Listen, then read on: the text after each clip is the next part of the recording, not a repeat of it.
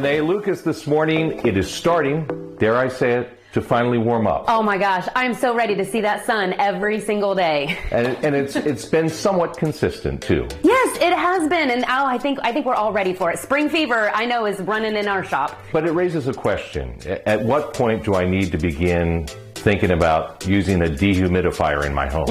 Okay, if you feel sticky, that's what I say. I think that's what people can relate to is like, man, it's comfortable in here, or I think it is because the temperature on my thermostat says it's 70, right, but it just feels sticky. It feels uncomfortable in here, right? That is usually a humidity issue. Mm-hmm. So in the winter, we often think about humidifiers, right? So we're adding moisture to the air because Indiana is known for very dry winters. However, we have the exact opposite problem here in Indiana. And so in our opinion, everybody needs a dehumidifier. Right. Yeah. And the follow-up question to that is really, what are the benefits of using a dehumidifier? Okay, that's a great question. So let me say this about Indiana weather. So times like this, we can have 70, 75 degree weather, even close to 78 degrees or so, and you think like, oh, that's great weather to just open my windows, right?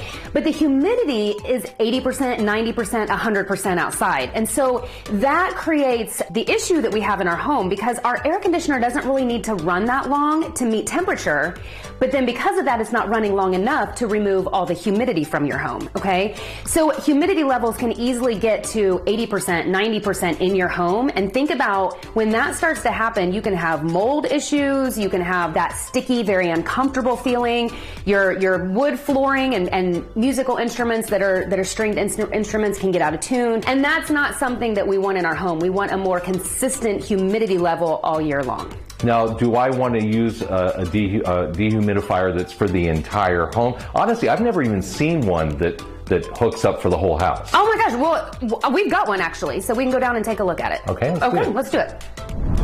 Okay, so George, this is the whole home dehumidifier, this unit right here. So you can see that it actually has a drain coming from the backside and around to the sump pump, but it's standing here and it's not connected to anything else, right? That's because in this application, we're using it just to pull humidity from the basement, okay? So this is a standalone dehumidifier.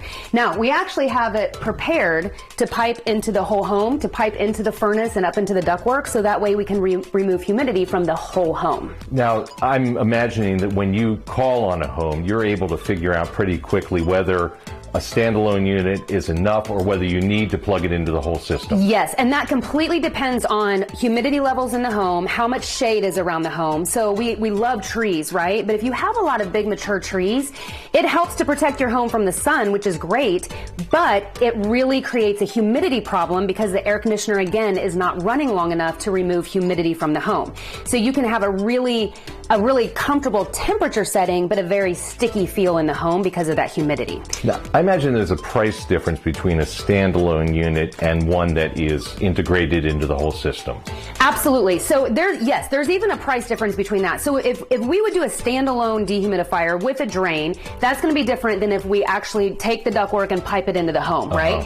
You're going to be probably, between $3,000 and $5,500 to have that done for your home, okay? It is its own unit with drain, ductwork, everything else. Now, the portable units, and sometimes people confuse those with a standalone dehumidifier. Portable units tend to have a small drain that you just kind of stick into a sump pump like that, or stick it into a sink, or they have like these containers where you have to constantly empty the water. Which is what my siblings and I had to do when we were kids. We pulled that drawer out and had to dump it every few hours in a humid climate. Man, I'm telling you what, and that is a chore. Yeah. That is a chore. And then if you don't get the water, it just shuts off and then it just quits working. So. Now with a unit like this, what are we talking about in terms of just maintenance? There's not a lot of maintenance to do. So you can have it serviced once a year just like you would a humidifier. So this right here is the whole home humidifier. And so sometimes people will mistake this unit for this unit, right? But they're very, very different. But again, like this needs service once a year. We get this service once a year.